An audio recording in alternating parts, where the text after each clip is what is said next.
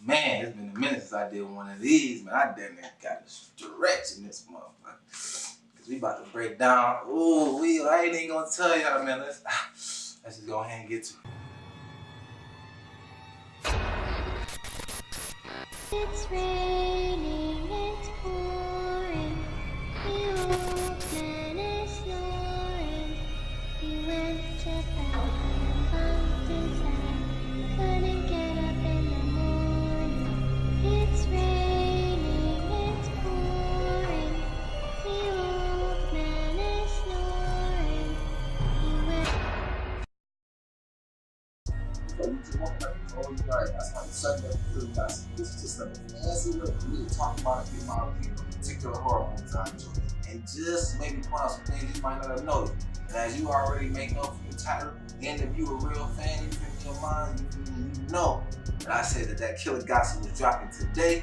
Oh yeah, we about to get into something that I should have been gave y'all a long time ago, but you feel me? I'm back on track. Y'all should be scheduled to get one of these days. So what? So be ready. And as I already said, we better check out the 2003 installment to the Texas Chainsaw storyline. This one was directed by Marcus Nispel. And I'm gonna be totally honest with y'all, man. This is probably the highest movie I've ever seen in my life.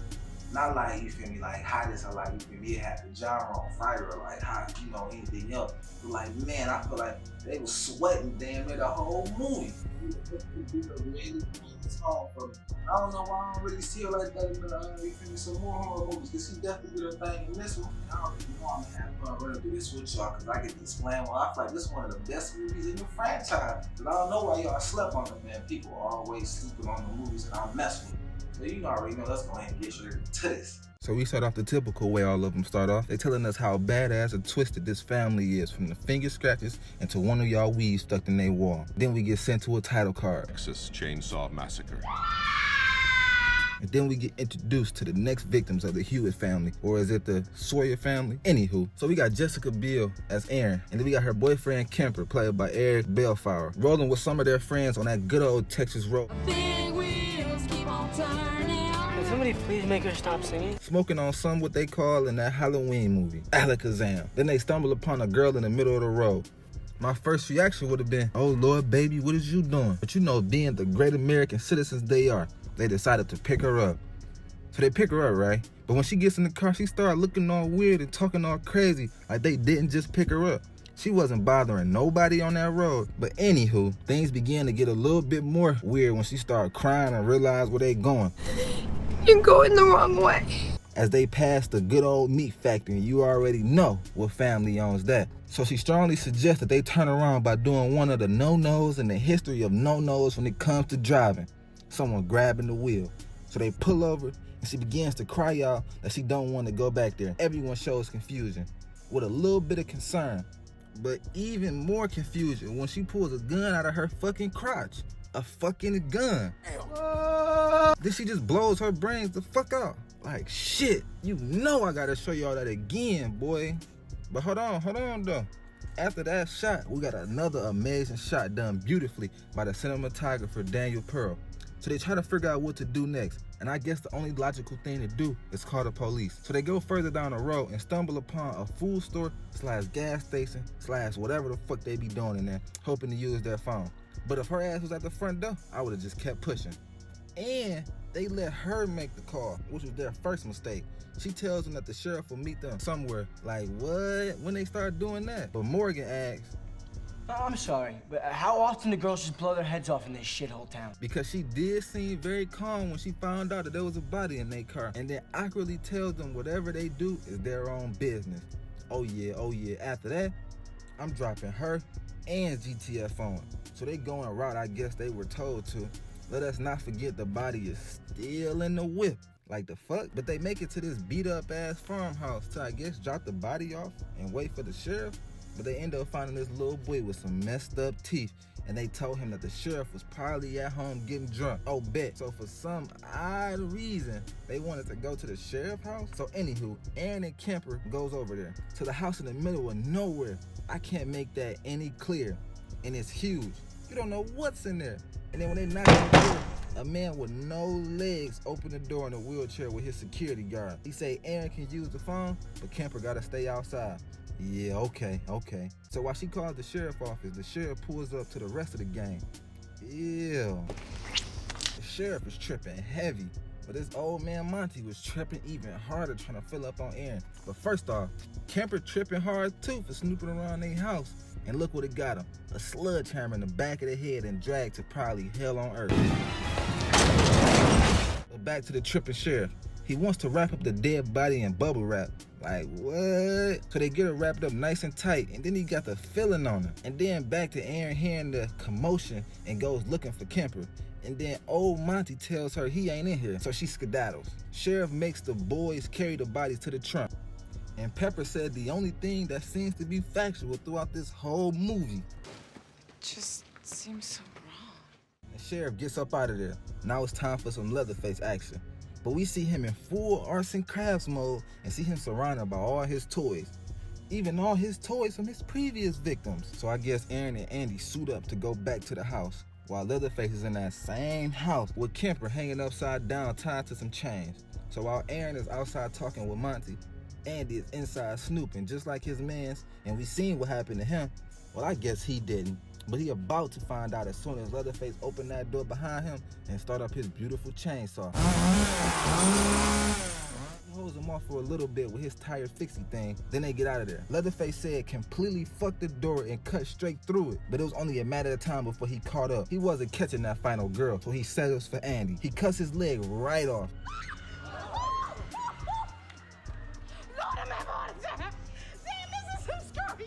So then he does his Dead by Daylight move by picking him up and putting him on his shoulder. So we get back to the van and they are spit shining the deadly car. But before they could get away, the sheriff is there to save the day. And the only thing he seems to care about is a joint he found in the ashtray. And I guess he don't like that one bit. But back to some real action. We see Leatherface completely reenacting the Dead by Daylight by placing him gently on that hook. And then he had the nerve to put ice or salt or whatever it was to stop the bleeding, but which I didn't get, because if he was planning on killing him anyways, you feel me? Alright, now, so there's gonna be a lot of back and forth here, so please bear with me.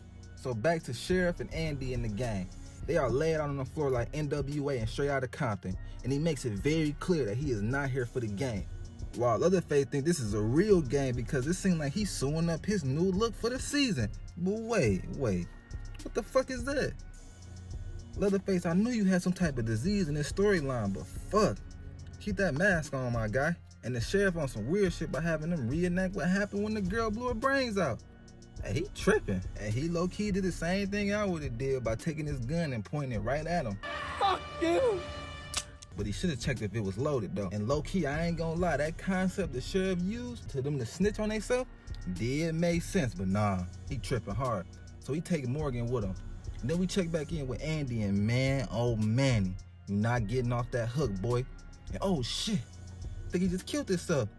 Nah, that ain't funny, I'm sorry, that ain't funny. But the sheriff takes Morgan back to his lovely home and oh shit, he hit that man with a glass bottle that knocked some teeth out.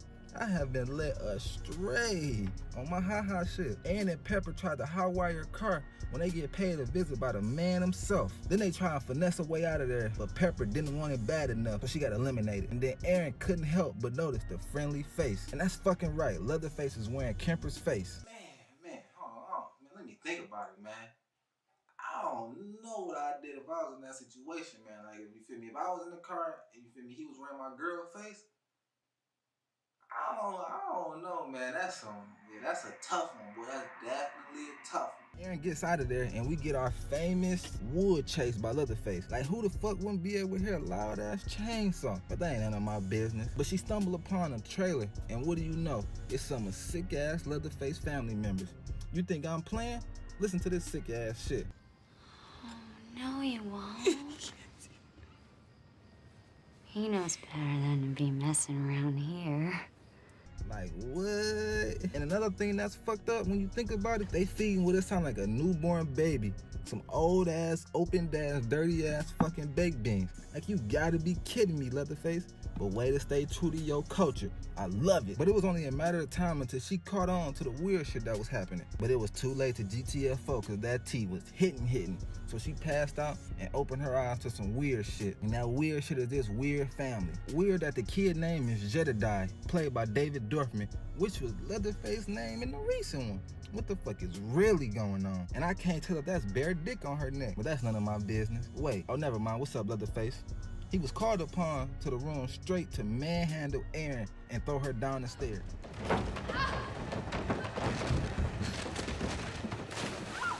Wait, is that a hand? Fucking skeleton? I like what I'm seeing, Leatherface. Now we see Andy's body hanging there and Erin attempts to get him off. But she does the most logical thing here and finish him off by stabbing him in the stomach. I mean, I know he was close to death, but I think that shit still kinda hurt it. Leatherface watching from above. Oh hey, I'm surprised Morgan not dead. But what the fuck, Lil Jedediah helping him out just because he got yelled at earlier? But anywho, Leatherface is in full chainsaw chasing mode. Come on now, you gotta be kidding me.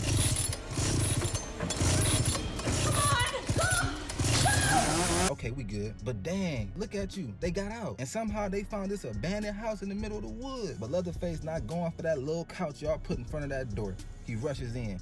Ann tries to finesse her way out of there, but she's almost carrying dead weight. So she stashed him away and I guess tries to hide. She had some of them girls from Detroit on her and got scared. Leatherface approaches and we get a classic horror movie disappear. Then I'm behind you. Right there I thought it was the O's for Erin. And then Morgan saves her. Couldn't be me. But she's a real one. She tries to help out until he got hanged and then chainsawed in the dick. Pause, Leatherface. You gotta say pause. Leatherface chases Erin through the woods and tries to get over the rope. Man, look at how stupid you look.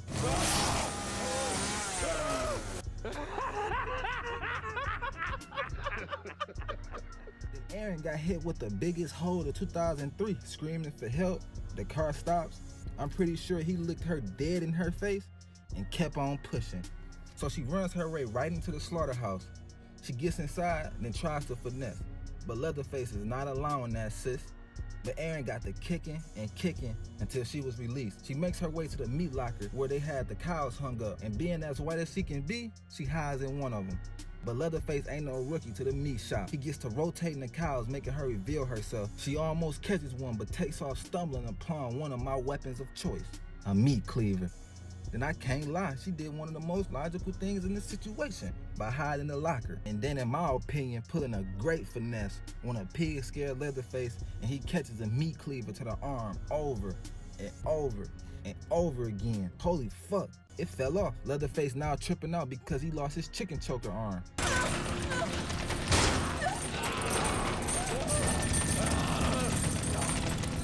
Yeah, I know. You gotta use the left arm now. Erin escapes. She then stops a big old semi-truck, and then she started to see the same familiar things. She noticed that the police car is at the place that she's pulling up to and freaks out. When the driver gets out, she makes a strategic move by stealing the baby and hotwiring the police car and running over the policeman just like the rule in Zombieland. You gotta double tap. But nah, this Leatherface, you gotta triple tap that motherfucker.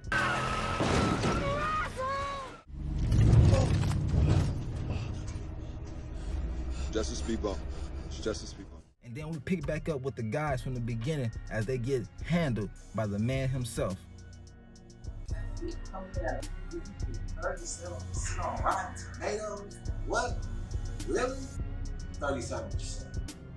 And I already know that's pretty bad. This movie is low-key pretty good. Directed by Marcus Nispel and we got the wonderful Jessica Biel.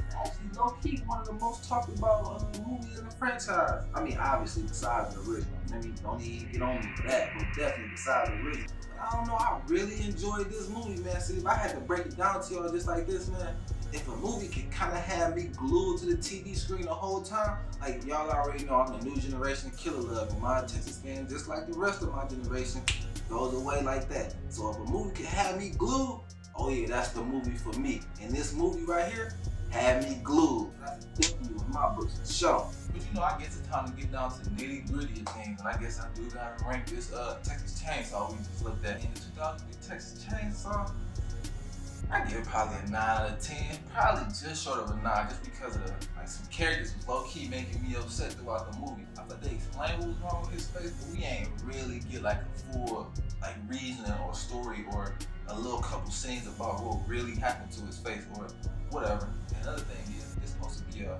remake to the original.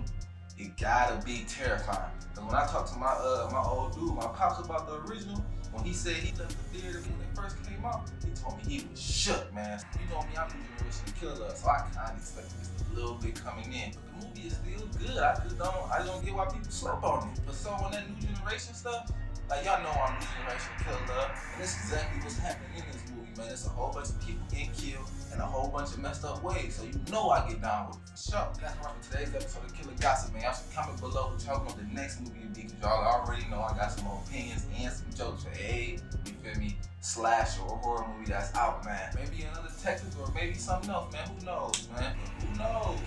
My name's Newsom. Stay scared.